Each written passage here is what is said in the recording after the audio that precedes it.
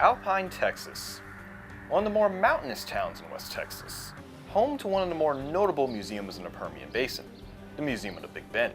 A museum that offers visitors the opportunity to learn about the history, culture, and people of the Big Bend area.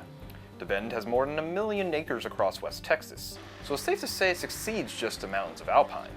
And that's not the only thing this museum has succeeded at. And this is our 4th year in a row of being awarded this recognition as being one of the best small to medium-sized town museums in Texas. Forcing them to replace this now outdated sign, and potentially order an even bigger one.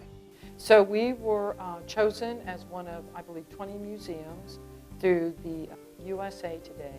And out of all the small town museums in the US, the Museum of the Big Bend came out as the #1 best small town museum in the country.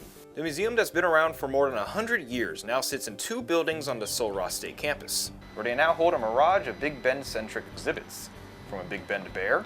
And it's my understanding that the head is actually, the form for the head was a grizzly bear head, and then they kind of, sculpted it down because he was just so big. To film history in Big Bend.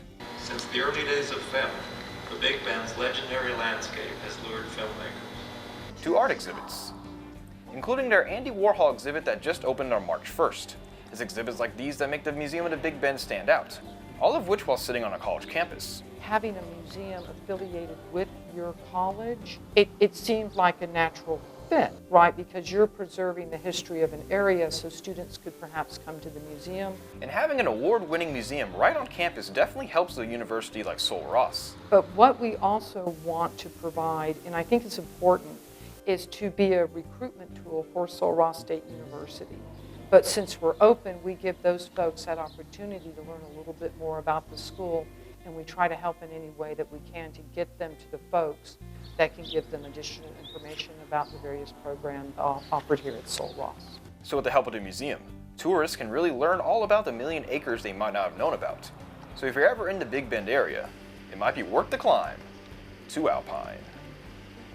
In Alpine, I'm Marcus Risen, News West 9.